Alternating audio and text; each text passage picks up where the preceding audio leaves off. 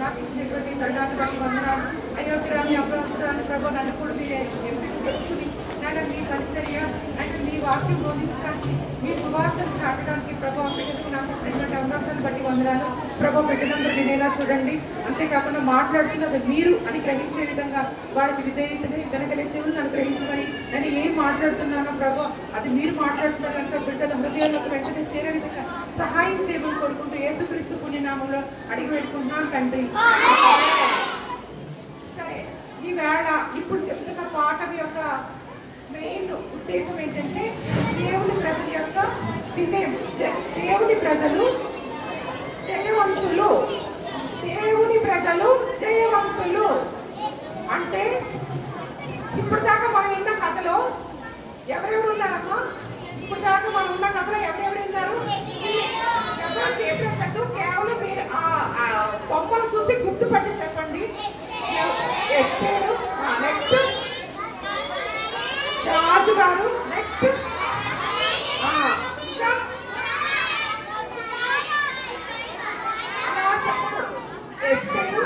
రాజు గారు, ఇంకా వస్తి, మొర్దెకై, హామాను, యూదుల ప్రజలు అంతేనే ఉన్నారు. ఇప్పుడు దాకా మీరు అదే చూశారు కదా. ఇప్పుడు దాకా ఎస్తేరు మొర్దెకై శ్రమలు పడుతూ వచ్చారు, అవునా కదా? వాళ్ళ యూదా ప్రజల్ని చంపేస్తారని హామాను తీసుకొచ్చినటువంటి కుట్ర ద్వారా జరిగినటువంటి శాసనాల ద్వారా యూదుల ప్రజలు చనిపోబడతారన్న ఒక భయంలో ఉన్నారు వాళ్ళందరూ. ఇప్పుడు ఎస్తేరు ఏం చేశారు? పొద్దుట అంటే చెప్పారు, రాజు ముందు సాగిలి పడ్డారు. రాజు ముందు ఆమె పడిపోయింది. పడిపోయినప్పుడు రాజు ఏం చేశారు? దయ పొందారు. అసలు ఏంటి ఏమవుతుందని అన్ని ఆలోచించి ఏం జరిగిందో ఎస్తేరు రాణి దగ్గర కనుక్కొని ఆయన చేసినటువంటి మరణ శాసనాన్ని తిరిగి రాసుకోమని మొర్దెకైకి ఎస్తేరుకి ఇచ్చేసి వెళ్ళిపోయారు. ఆయన ఉంగరాన్ని ఇచ్చేసి వెళ్ళిపోయారు, అవునా కదా? ఇప్పుడు ఇదంతా జరిగిన తర్వాత మొర్దెకై ఎస్తేరు రాణిని పెంచారని ఆయన యూదులని అన్ని తెలిసి కూడా రాజు ఏం పట్టించుకోలేదు. అదంతా ఆయనకి నచ్చింది. యూదులని తెలిసినప్పటికీ కూడా నచ్చింది. ఆయన ఏం చేశారు? ఇప్పుడు ఆయన మొత్తం అధికారం అంతా వాళ్ళకి ఇచ్చారు. ఇప్పుడు మనం చిన్న విషయం చూద్దాం. మనం షూషాను కోట ఎంట్రన్స్ చూద్దాం. షూషాను కోట యొక్క ఎంట్రన్స్ చూద్దాం. ఎలా ఉంది? ప్రశాంతంగా ఉంది. ఎవరు దీని ముందు లేరు. ఒకప్పుడు ఇక్కడ దీని ముందు ఎవరు ఉండేవారు? మొర్దెకై ఉండేవారు, అవునా కదా? దీని ముందు మొర్దెకై కోరి బట్ట కట్టుకుని కూర్చుని ఉండేవారు, విలపిస్తూ ఉండేవారు, ప్రార్థన చేస్తూ ఉండేవారు. ఇప్పుడు షూషాను కోట యొక్క లోపల భాగం మనం చూద్దాం. చూసినప్పుడు అక్కడ ఎవరు కనబడుతున్నారు? రాణి, మొర్దెకై, రాజు ఇద్దరు కనబడుతున్నారు. మొర్దెకై లోపలికి వెళ్ళలేరు. అంత బాధల్లో ఉండగా, అంత వాళ్ళ మీద మరణ శాసనం ఉంటుండగా మొర్దెకై లోపలికి వెళ్ళలేరు. కేవలం అది యూదులు చేసిన ప్రార్థన, ఎస్తేరు చేసిన ప్రార్థన, మొర్దెకై చేసిన ప్రార్థన. దీన్ని బట్టి రాజుకి దేవుడు ఎస్తేరుని ప్రేమించదు కనుక, ఎస్తేరు తన ప్రజలను ప్రేమిస్తుంది కనుక ఆయన రాజు యొక్క మనసుని, హృదయాన్ని తెరిచి మొర్దెకై లోపల ఉండేలా చేశారు. ఇప్పుడు మొర్దెకై రాజా భవనంలో ఉంటూ ఆయన వస్త్రధారణ కూడా ఎంత బాగుంది. ఆయన వస్త్రధారణ అంతా కూడా సేవకుడు యొక్క వస్త్రధారణలా ఉందా? లేదు, చాలా మంచి వస్త్రధారణతో ఉన్నారు. ఆయన రాజుతో డైరెక్ట్ గా సంభాషిస్తున్నారు. ఆ సంభాషిస్తుంటే ఆయన ప్రతి ఒక్క విషయంలో కూడా ఆయన నిర్ణయాలు తీసుకునేలా ఉన్నారు. తాకీదులు రాయడానికి వ్రాతకాండని రప్పించారు అని మార్నింగ్ అక్క చెప్పారు కదా. వ్రాతకాండలు అంటే మెసెంజర్స్ వాళ్ళు మెసేజ్ చెయ్యాలి. చేసి అక్కడికి మళ్ళీ ఎక్కడైతే ఇక్కడ ప్రస్తుతానికి అయితే ఇక్కడ కోటలో రక్షణ వచ్చిందని, యూదులకి మరణం లేదని కోటలో వాళ్ళకి మాత్రమే తెలిసింది. వాళ్ళు అక్కడ పండగ చేసుకుంటారు. ఆయన అక్కడ నుంచున్న ఆయన మొర్దెకై ఆయన ఊదారంగు బట్టలు వేసుకున్నారు. ఊదారంగు బట్టలు అంటే అప్పట్లో ఊదారంగు అనేది చాలా కాస్ట్లీ ఐటమ్. అలాంటి బట్టలు, సేవకుని బట్టలు తీసి అది ఆయన వేసుకొని పండగ చేసుకుంటే ప్రజలు చూస్తున్నారు. వీళ్ళందరూ ఊరికినే పండగ చేసుకుంటున్నారా? శ్రమ పడుతూ ప్రార్థన చేశారు. వాళ్ళు దేవుడికి ప్రార్థన చేయడం వల్ల ఇర్మియా 33:3 ద్వారా నాకు మొరపెట్టము, గ్రహింపు సత్యము కాని సంగతులు మీకు తెలియచెప్తానన్న విషయానికి వాళ్ళు తెలుసుకుని వాళ్ళు ప్రార్థన చేశారు. వాళ్ళ యొక్క ప్రజల కొరకు, వాళ్ళ ప్రాణాల కొరకు ప్రార్థన చేశారు కనుక అంత శ్రమ నుంచి తప్పించబడి వాళ్ళు ఇప్పుడు పండగ చేసుకుంటున్నారు. ఇప్పుడు మనం ఒక విషయం ఆలోచిద్దాం పిల్లలారా. మనం క్రైస్తవులుగా ఉంటున్నాం, మన తల్లిదండ్రులు క్రైస్తవులు. ఎప్పుడైనా చిన్న శ్రమ, మీకు శ్రమ అంటే తెలియకపోవచ్చు, కానీ మీ పుస్తకం కనపడకపోవడం శ్రమే. పుస్తకం దొరికినట్టుగా మీరు చేసుకున్నారా? ఎప్పుడైనా ప్రార్థన చేసి అమ్మ ఈ పుస్తకం నాకు దొరికింది, లేకపోతే ఇంట్లో నానమ్మలు ఉంటారు, రక్షణ లేని వాళ్ళు ఉంటారు, దేవుడు అంటే తెలియని వాళ్ళు ఉంటారు, ఆడికి నానమ్మ నేను నా పుస్తకం పోయినప్పుడు నేను ప్రార్థన చేశాను, ఈ ప్రార్థన వల్ల నాకు ఈ పుస్తకం దొరికింది, నేను ప్రార్థన చేయడం వల్ల మంచి మార్క్స్ వచ్చినాయి. ఎప్పుడైనా ఎవరికైనా చెప్పారా పిల్లలారా? మీరు అప్పుడు ప్రార్థన చేస్తున్నారు కదా, సండే స్కూల్ నుంచి ప్రార్థన చేస్తున్నారు కదా, ఎప్పుడైనా చెప్పారా? అలా చెయ్యాలి, చేసి అది మళ్ళీ చెప్పాలి. ఇందులో సువార్త ఉంది, మీ సాక్ష్యం కూడా ఉంది. అది ఇప్పుడు ఈ విషయం పక్కన పెడితే మళ్ళీ మన సోషల్ కోర్టులోకి వద్దాం. వచ్చిన తర్వాత వీళ్ళందరూ పండగ చేసుకుంటారు కదా, ముందు ఆంటీ చెప్పారు ఇదంతా జరుగుతున్నప్పుడు కేవలం 3వ నెల, వీళ్ళకి మరణదినం ఎప్పుడు 12వ నెల 13వ తారీఖున మరణదినం ఉంది. వీళ్ళకైతే సువార్త అందింది, వీళ్ళు చావు నుంచి తప్పింపబడిపోయారన్న సంగతి వీళ్ళకి కోర్టులో ఉన్నాడో తెలిసింది. మరి ఇంకా దూరంగా ఉన్న పార్సీ దేశంలో ఉన్న కోల్డ్ మంది యూదులు ఉన్నారు, వాళ్ళందరికీ ఈ వార్త అందలేదు వాళ్ళకి. వీళ్ళు లోపల ఉన్నారు, ఆనందపడుతున్నారు. మనం కూడా మనం జరిగినవన్నీ అలా ప్రార్థన చేసి మనం జయవంతులు అయ్యామని చెప్పుకోవాలి. కానీ దూరంగా ఉన్న వాళ్ళకి అది ఇంకా కనబడలేదు, ఇంకా వాళ్ళకి ఇంకా వార్త చేరలేదు. వార్త చేరకపోతే ఏమైంది? అక్కడ హామాను పంపించినటువంటి మరణ శాస్త్రం ఏంటి? యూదుల యొక్క ఆస్తులన్నింటినీ కూడా ఎవరు తీసేసుకుంటారు? పార్సీకులు తీసేసుకుంటారు. అది వాళ్ళకి ఎంతో ఆనందంగా ఉంది. ఈ వార్త వాళ్ళకి చేరేటప్పటికి వాళ్ళు ఇంకా యూదుల గురించి ఏదో బ్యాడ్ న్యూస్ వస్తుందని ఆలోచిస్తున్నారు, కానీ ఇంకా ఈ న్యూస్ గురించి ఆలోచించట్లేదు, ఏ విషయం అన్నది ఆలోచించట్లేదు. యూదులైతే మటుకు భయంగా ఖడ్గం పట్టుకుని ఉన్నది అందరూ పార్సీకులు. ఎప్పుడు ఆ డేట్ వస్తుందా? 12వ నెల 13వ తారీఖు ఎప్పుడు వస్తుందా? అప్పుడు వాళ్ళని చంపేసి వాళ్ళ ఆస్తులు, వాళ్ళ ధనం, వాళ్ళ బట్టలు అన్ని తీసేసుకుందామని వాళ్ళు రెడీగా ఉన్నారు. కానీ పాపం ఈ యూదులు, ఏ తప్పు చేయని యూదులు, వాళ్ళు అలా భయంగా దాక్కుని తిరుగుతున్నారు. ఇప్పుడు రాజు దగ్గర నుంచి మొత్తకాయ ఇప్పుడు రాజ్యంలో ఆయన మంచి ప్లేస్లోకి వచ్చారు కనుక, ప్రధానమంత్రి అయిపోయారు కనుక ఆయన పంపించిన తాకీదుని బట్టి న్యూస్ వీళ్ళ దగ్గరకు వచ్చింది. ఆ వార్త దూరంగా ఉన్న పల్లెటూరులోకి వచ్చింది. ఇప్పుడు మన పారసీకుల్లో పల్లెటూరులో ఉన్నాం మనం. ఊహించుకోండి, ఆ ఊర్లో వాళ్ళందరూ యూదులు ఎవరు బయటికి రావట్లేదు. భయంగా ఉన్న టైంలో రాజు నుంచి వార్త రాగానే వాళ్ళందరికీ 12వ నెల 13వ తారీఖున మాకు మరణం లేదు అని తెలిసినా కానీ వాళ్ళు మౌనంగానే ఉన్నారు. ఎక్కడ గర్వపడకుండా మౌనంగా ఉన్నారు. కానీ వాళ్ళు యుద్ధాలతో రెడీ అయ్యారు. అలాగే మనకి కూడా ఒకసారి మనం ఏ విధంగా అయితే పాపంలో ఉన్నాం, మనం కూడా పాపాలు చేస్తాం. మీకంటే పాపాలంటే పెద్ద తెలియకపోవచ్చు. దొంగతనాలు, అబద్ధం ఆడాలి, ఎదుటి హర్ట్ అయ్యేలా మాట్లాడాలి, ఇంకా చిన్న తల్లిదండ్రుల మాట వినకపోవడాలు, సండే స్కూల్ టీచర్ చెప్పిన పనులు చేయకపోవడాలు, అవన్నీ పాపాలే. అందుకే మనం ఏ మాట మాట్లాడకుండా అన్ని విషయాలు నిస్సహాయంగా ఉంటాం. అవునా కదా? మనం ఈ పాపాలతోనే, చిన్న పాపాలతోనైనా పెద్ద పాపాలతోనైనా పరలోకం వెళ్ళిపోవడం దేవుడికి ఇష్టం లేదు. అందుకే ఆయన సొంత కుమారుని ఇక్కడికి పంపించారు, భూమి మీదకి పంపించారు. ప్రియులారా, మీరు వింటున్నారా? చిన్నపిల్లలారా ఖచ్చితంగా వినాలి. చిన్న వయసులోనే దేవుడు తెలుసుకోవాలి. వయసు అయిపోయిందంటే దేవుడు తెలుసుకుంటే మీకు పరిచర్యకి, మీరు సాక్ష్యానికి టైం ఉండదు. చిన్న వయసు అనే కాదు, ఇప్పుడంతా భయంకరమైన మంచి చెడ్డ రోజులు ఇవన్నీ. ఏ సమయాన్ని తెలుసుకుంటామో ఆ సమయాన్ని మనం రక్షింపబడ్డామంటే పరలోకం మన వరకు ఉంది. సరే, లేఖనాల ప్రకారం దేవుడు ఏం చేశాడు? తన ప్రియకుమారుని పంపించాడు. ప్రియకుమారుని పంపించిన తర్వాత ఆయన లేఖనాల ప్రకారం దొరికింది. 15:3-4 ప్రకారం లేఖనాల వరకు మన కొరకు పుట్టారు, మన కొరకు సమాధి చేయబడ్డారు, తిరిగి లేపబడ్డారు. ఈ విషయానికి వస్తే వీళ్ళకి ఇంకా న్యూస్ తెలిసినా కానీ వాళ్ళు మౌనంగా ఉన్నారు. కానీ ఖడ్గాలు ధరించారు. ఆ సమయం రానే వచ్చింది.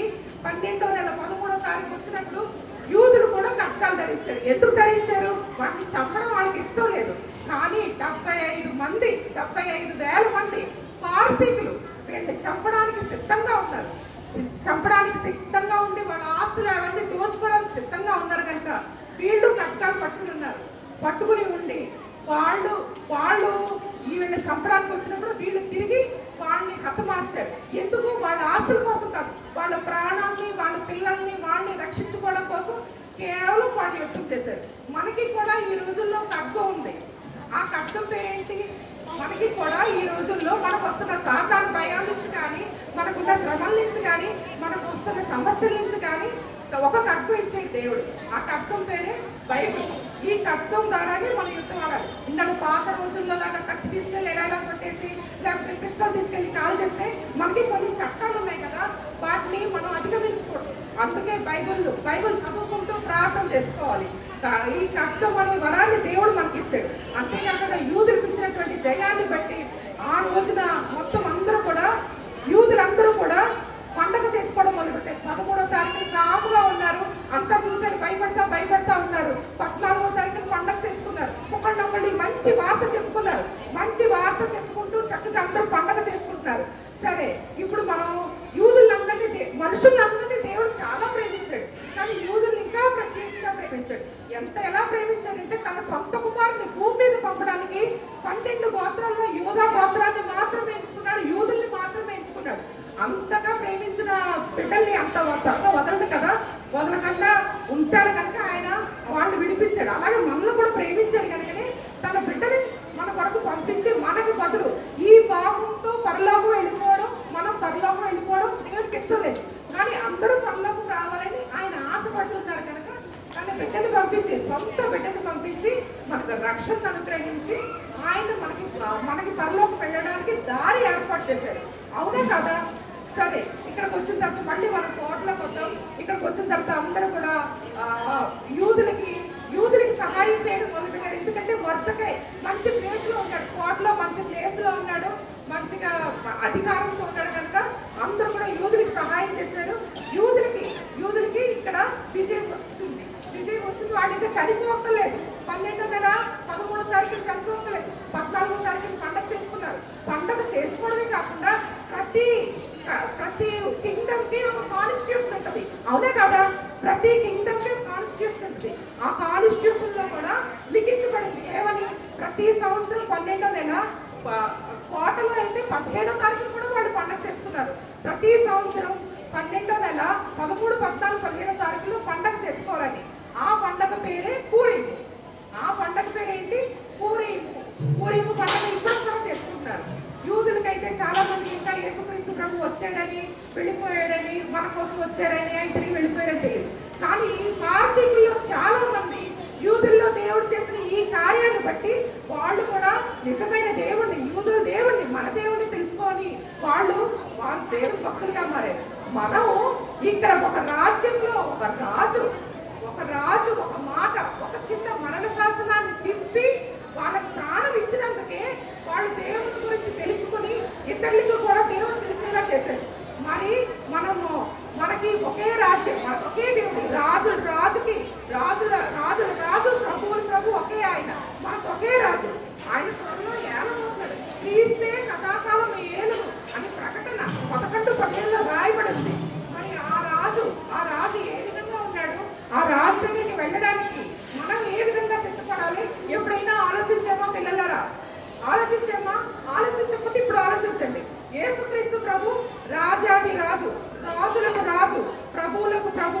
ఒక మొర్దెకై ప్రార్థన వల్ల, ఎస్తేరు ప్రార్థన వల్ల అహష్వేరోషు వంటి రాజు మారి తన ప్రజలకి ప్రాణభిక్ష పెట్టినప్పుడు మన రాజు మన కొరకు తన సొంత బిడ్డను పంపించినటువంటి దేవుడైనటువంటి రాజు యేసుక్రీస్తు ప్రభు వారిని బట్టి మనల్ని తన పిల్లలుగా చేసుకోవడానికి ఎప్పుడూ సిద్ధంగా ఉన్నాడు. మనం వాళ్ళ పిల్లలుగా ఎప్పుడు అవుతున్నాం? మీకు ఏమైనా అర్థమవుతుందా పిల్లలారా? మీకు పెద్ద శ్రమలు తెలియకపోవచ్చు, కానీ ఎప్పుడైనా కానీ యేసుక్రీస్తు ప్రభు మీద నమ్మకం ఉంచి మీరు మీ ఇంట్లో ఉన్న చిన్న చిన్న శ్రమలకి, మీకు వస్తున్న చిన్న శోధనలకి ఎప్పుడైనా ప్రార్థన చేశారా? ప్రార్థన చేసి వెళ్ళి చెప్పారా? ఇతరులకు చెప్పారా? యేసుక్రీస్తు నిజమైన దేవుడని చెప్పారా? మీరు నమ్ముతున్నారా? నమ్మాలి, ఖచ్చితంగా నమ్మాలి. ఎందుకంటే యేసుక్రీస్తు తప్ప ఎవరు కూడా మనల్ని పరలోకం తీసుకెళ్ళడు. దేవుడికి ఏమి ఇష్టము? దేవుడికి మనందరూ పరలోకంలో ఉండేది ఇష్టం. కానీ మనం పాపాత్మలు అయిపోయాం కనుక మనం పాపంతోనే రోమా 3:23 ప్రకారం, అలాగే రోమా 6:26 ప్రకారం అందరం కూడా మనం పాపం చేసి ఉన్నాం. పాపానికి జీతం మరణం. అవునా కదా? మనం చేస్తున్న చిన్న పాపాలకి ఇప్పుడు చనిపోవాలా? చనిపోకూడదు కదా? చనిపోకూడదనే కదా తన సొంత కుమారుడిని పంపించారు. మరి మనం తెలుసుకోవడం ద్వారా ఆ మరణాన్ని దాటి ఎక్కడికి వెళ్ళాలి? మనం పరలోకం వెళ్ళాలంటే ముందు ఏం చేయాలి? సిలువ కార్యం తెలుసుకోవాలి. మనం సిలువ కార్యం తెలుసుకోవాలి. ఎప్పుడైతే ఆ యూదులు వాళ్ళకి మరణం తప్పబడిందో వాళ్ళ ఇళ్లలో వాళ్ళ ఆస్తుల్లో చక్కగా ఆనందంగా ఉన్నారు. అదే ఆనందం మనకి కూడా కావాలి కదా. అసలైన రాజును మనం తెలుసుకోవాలి కదా. అసలైన రాజును మనం తెలుసుకుని ఆ సులువు కార్యంతో మనం ఇంత ఆనందంగా మన కుటుంబాలతో ఉండాలి. అవునా కదా? అపోస్తల కార్యాలు 16:31 ఏమైంది? ఏమున్నది?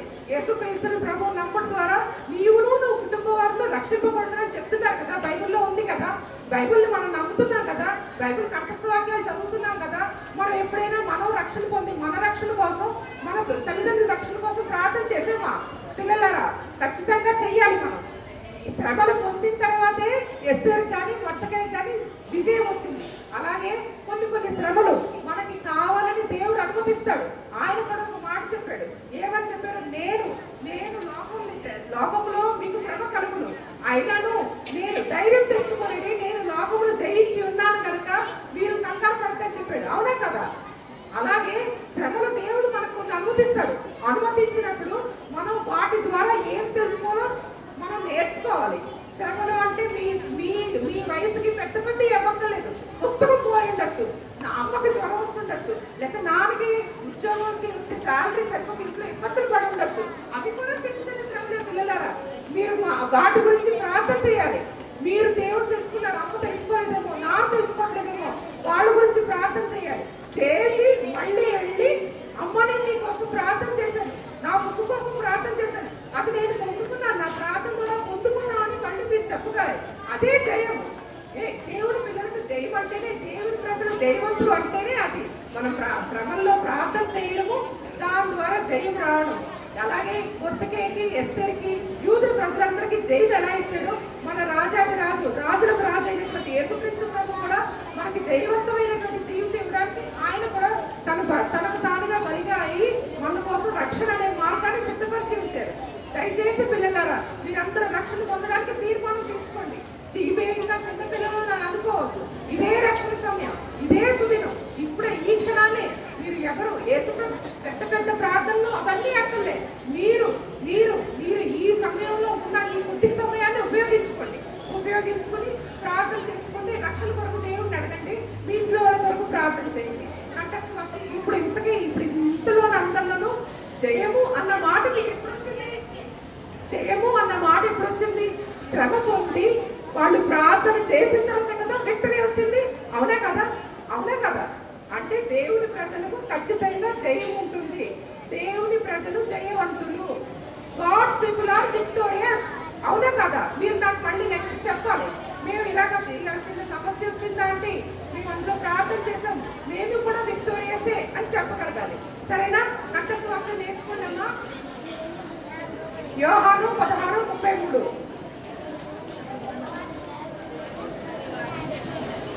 కంఠస్థవాక్యం నేర్చుకోండి. యోహాను 13. అమ్మా అందరూ తెలుగులోనే చెప్పండి. 16:33. లోకంలో మీకు శ్రమ కలుగును, అయినను ధైర్యం తెచ్చుకునడి, నేను లోకమును జయించి ఉన్నాను. యోహాను 16:33. లోకములో మీకు శ్రమ కలుగును, అయినను ధైర్యం తెచ్చుకునడి, నేను లోకమును జయించి ఉన్నాను. God's people are victorious. జయం ఎప్పుడు వచ్చింది? శ్రమ పొందిన తర్వాత, ప్రార్థన చేసిన తర్వాత యూదులకి, మొర్దెకైకి, ఎస్తేర్కి జయం వచ్చింది. అది అందరూ గుర్తుపెట్టుకోవాలి. అర్థమైందా? కంఠస్థవాక్యం మళ్ళీ చెప్తాను వినండి. శ్రమలు ఎవరు అనుమతిస్తారు? ఎవరు అనుమతిస్తారు? పిల్లగారు చెప్పండి ఒకసారి. శ్రమలు ఎవరు అనుమతిస్తారు? అది దేవుడే అనుమతిస్తాడు. అప్పుడు మనం ఏం చేయాలి? తిరిగి దేవుడికే ప్రార్థన చేయాలి. వారి ద్వారా మనకి వచ్చే జయాన్ని మన అందరికీ చెప్పాలి. రాజాది రాజైన యేసుక్రీస్తు ప్రభు వరకు మన అందరికీ చెప్పాలి. మనకు కలిగినటువంటి, మనకు వచ్చినట్టు ఫలాన్ని మనం ఒక్కడే అనుభవించడం కాదు, ఇతరులకు కూడా పంచాలి. అర్థమైందా? God's people are victorious. దేవుని ప్రజలు జయవంతులు. ఎవరు? మనం దేవుని కలిగిన ఎవరైనా జయవంతులమే. మనం ఎంత మంది వచ్చినా ఆయన దగ్గరికి మనం వచ్చినప్పుడు మనల్ని ఆయన పిల్లలుగా చేసుకోవడానికి ఏ మాత్రం వెనుదీయడు. అర్థమైందా?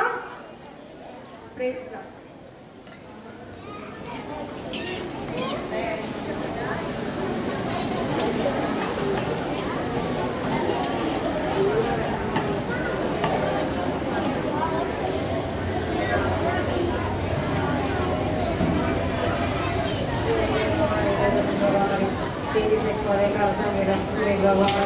Thank you.